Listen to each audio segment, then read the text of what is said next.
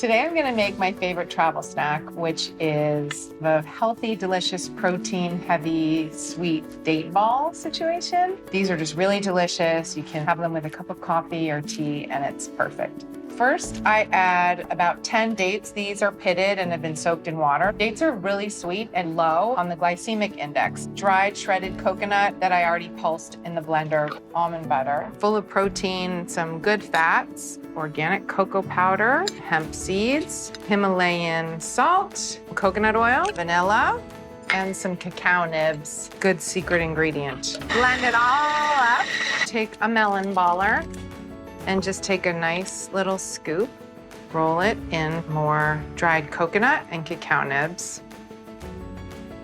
They're so good. Easy, delicious, healthy.